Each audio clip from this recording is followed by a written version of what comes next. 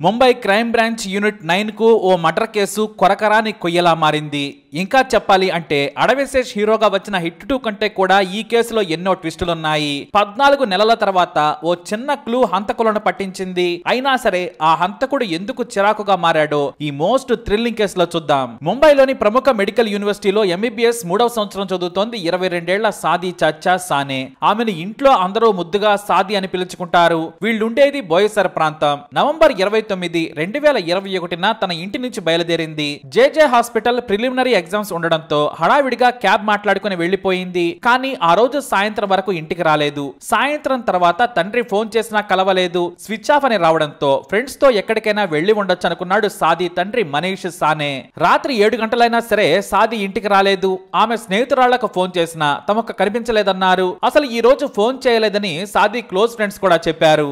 దీంతో కంగారు పడ్డ సాది తండ్రి వెంటనే జేజే హాస్పిటల్ కి వెళ్లి ఎంక్వైరీ చేశాడు. తమ కూతురు పరీక్షకు వచ్చిందా అని అక్కడ నిర్వాహకులను అడిగారు. దాదాపు గంట తర్వాత లిస్టు మొత్తం చూసి పరీక్ష రాసి వెళ్లిపోయిందని చెప్పారు. దీంతో ఎక్కడికి వెళ్లి ఉంటుందనేది అతనికి అర్థం కాలేదు. వెంటనే బోయసర్ పోలీసులను కలిసి ఫిర్యాదు చేశారు. 22 ఏళ్ల యువతి కనిపించకపోయినా పోలీసులు ప్రాథమిక విచారణ చేసి వదిలేశారు. బహుశా లవ్ చేసి లేచిపోయి ఉండొచ్చని చాలా లైట్ తీసుకున్నారు. ప్రతిరోజు ఆ తండ్రి పోలీస్ స్టేషన్ చుట్టూ తిరిగినా సరే పోలీసులు పట్టించుకోలేదు. వ్యవస్థలోని నిర్లక్ష్యాన్ని చూసిన ఆ తండ్రి కన్నీరు మున్నీరయ్యాడు. ఎంబీబీఎస్ చదువుకున్న తన కూతురు కనిపించకుండా పోయిందన్న పోలీసులు సీరియస్ గా ఎందుకు విచారణ చేయడం లేదని నిలదీసిన ఫలితం లేకుండా పోయింది. వ్యవస్థకు చీడపట్టిందనుకుని కొన్నాళ్ల పాటు ఎదురు చూశారు. పోలీసుల్లోనే మంచి వ్యక్తి తన కూతురు కేసు సాల్వ్ చేస్తారని అనుకున్నారు ఆయన. అయినా ఆయన కూతురు ఆచూకీ తెలిపే నాదుడే లేకుండా పోయాడు. దీంతో తెలిసిన వ్యక్తుల ద్వారా బీజేపీ మహిళా మోర్చా నేత చిత్రా వాగ్ ను కలిశారు సాది తండ్రి. ఆమెకు తన కూతురు మిస్సింగ్ గురించి ఫిర్యాదు చేశారు. అసలు పోలీసులే పట్టించుకోవడం లేదు. అలాంటప్పుడు ఈ వ్యవస్థ ఎందుకు? కన్న తండ్రిగా నేను నా కూతురు బ్రతికుందా లేదా చనిపోయిందా తెలియకుండా బ్రతకాలా అంటూ నిర్వేదం వ్యక్తం చేశారు. ఆమె వెంటనే ఉన్నతాధికారులకు ఫిర్యాదు చేసి సీరియస్ అయ్యారు. యువతి మిస్సింగ్ కేసును మీరెందుకు పట్టించుకోవడం లేదని నిలదీశారు. తాను ముఖ్యమంత్రికి ఫిర్యాదు చేస్తానని చెప్పారు చిత్ర. ఒక ఎంబీబీఎస్ స్టూడెంట్ ప్రాణాలు మీకు లెక్కలేవా అంటూ ఆమె సీరియస్ కావడంతో కేసు చురుగ్గా కదిలింది. బోయసర్ పోలీసులకు పైనుంచి సీరియస్ గా ఆదేశాలు రావడంతో ఒక టీం విచారణ మొదలు పెట్టింది. డిసెంబర్ 10, 2021న కేసు నమోదు చేసి కదిలించారు పోలీసులు. వెంటనే మొదట నవంబర్ 29న జేజే హాస్పిటల్లో పరీక్ష రాసిన తర్వాత సాయంత్రం ఎటు వెళ్లిందని సీసీటీవీ కెమెరాల ఫుటేజ్ ని గమనించారు. మొత్తం ప్రయాణాన్ని ట్రాక్ చేశారు. మొదట విరార్ రైల్వే స్టేషన్ లోకి వెళ్లిన సాది అంధేరి వెళ్లే ట్రైన్ ఎక్కింది. మళ్లీ అంధేరిలో సీసీ కెమెరాలు పరిశీలించగా బాంద్రాకు వెళ్లినట్లు కనిపించింది.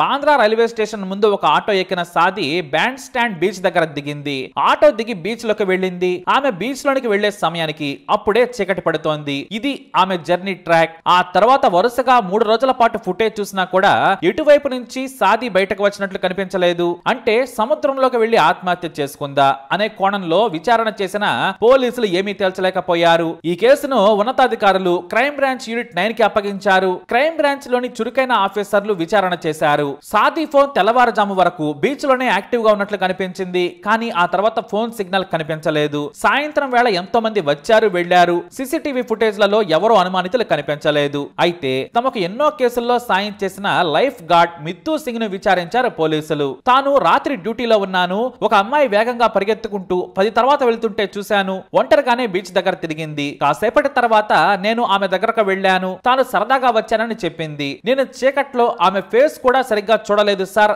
అన్నాడు ఈ లైఫ్ గార్డ్ మిత్తు సింగ్. అతని మాటలను పోలీసులు నమ్మారు. ఎందుకంటే ఈ మిత్తు సింగ్ చాలా విషయాల్లో సాయం చేస్తూ ఉంటాడు. క్రైమ్ బ్రాంచ్ కే కాదు, ఇతను నార్కోటిక్ నుంచి ఇతర విభాగాలు కూడా, అంటే బీచ్లలో అసాంఘిక కార్యకలాపాలు జరిగితే సమాచారం ఇస్తూ ఉంటాడు. కాబట్టి పోలీసులు అతని మాటలను నమ్మారు. అయితే మరో టీం ఇక్కడ సాది సోషల్ మీడియా అకౌంట్స్ చెక్ చేస్తూ ఉండగా ఫేస్బుక్ లో ఓ సాలిడ్ క్లూ దొరికింది. అదేంటంటే నవంబర్ 30న అంటే 29 అర్ధరాత్రి దాటిన తర్వాత సాదికి మిత్తు సింగ్ నుంచే ఫేస్బుక్ లో ఫ్రెండ్ రిక్వెస్ట్ వచ్చింది. ఆమె యాక్సెప్ట్ కూడా చేసింది.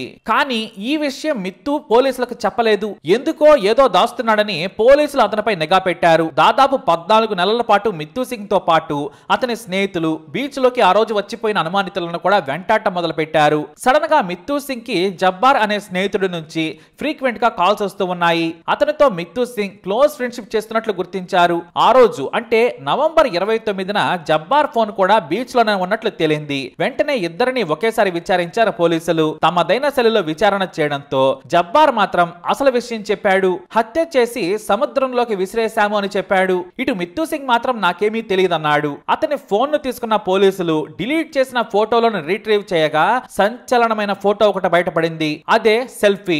అదే రోజు రాత్రి సాదీతో సెల్ఫీ తీసుకున్నాడు మిత్తు సింగ్. అంటే వారిద్దరికి ముందే పరిచయం ఉంది. ఆ రోజు మిత్తు సింగ్ కోసమే సాదీ వెళ్ళినట్లు పోలీసులు గ్రహించారు. కానీ ఏ రోజు కూడా వాళ్ళిద్దరూ ఫోన్ లో మాట్లాడుకున్నట్లు రికార్డులలో లేకపోవడం ఆశ్చర్యం కలిగించింది. అంటే సీక్రెట్ గా రిలేషన్షిప్ మెయింటైన్ చేస్తున్నారా అనేది పోలీసులు తేల్చే పనిలో పడ్డారు. కానీ మిత్తు సింగ్ మాత్రం నోరు తెరవడం లేదు. తాము చంపి సముద్రంలోకి ఫోన్ తో సహా విసిరేస్తామని జబ్బార్ చెబుతున్నాడు. ఎందుకు చంపారంటే మాత్రం నాకు తెలియదంటున్నాడు. మిత్తు సింగ్ చెబితేనే చంపానని చెబుతున్నాడు. కానీ ఇటు మిత్తు మాత్రం నాకు సాది అనే అమ్మాయే తెలియదంటున్నాడు. మరి సెల్ఫీ ఎందుకు తీసుకున్నావంటే నాతో ఎంతో మంది సెల్ఫీలు తీసుకుంటారని పోలీసులకు కోఆపరేట్ చేయకుండా డ్రామాలు ఆడుతున్నాడు. దీంతో అతన్ని కస్టడీకి తీసుకున్న పోలీసులు విచారించినా సరే మిత్తు వారికి సహకరించడం లేదు. అసలు మృతదేహమే లేకపోవడంతో క్రైమ్ బ్రాంచ్ పోలీసులకు మిత్తును ఎలా జైలుకు పంపాలనేది అర్థం కావడం లేదు. మొదటి నుంచి చాలా ప్లాంట్ గా సాదీని చంపాడు. కాల్ డేటా లేదు. సెల్ఫీని డిలీట్ చేశాడు. ఫోటోను బట్టి చూస్తే ఆమె చాలా క్యాజువల్ గా నవ్వుతూ ఫోటో దిగింది. అంత రాత్రి అతనితో ఫోటో దిగిందంటే ఖచ్చితంగా మిత్తుతో స్నేహం ఉంది. మరి హత్య ఎందుకు చేశాడు? అత్యాచారం చేసి చంపేశారా లేదా మరో కోణం ఉందా అనేది తేల్చే పనిలో పడ్డారు పోలీసులు. మరిన్ని ఆధారాల కోసం అన్వేషిస్తోంది క్రైమ్ యూనిట్. ఇలా ఈ కేసు సంచలనంగా మారింది. మరి అతడు ఆమెను ఎందుకు చంపి ఉంటాడు? మీ అనుమానాన్ని తప్పకుండా కమెంట్ ద్వారా తెలియజేయండి. ఈ కేసు అప్డేట్స్ కోసం మై ఛానల్ ఫాలో అవ్వండి. వీడియో లైక్ చేయండి, షేర్ చేయండి, మా ఛానల్ సబ్స్క్రైబ్ చేసుకోండి.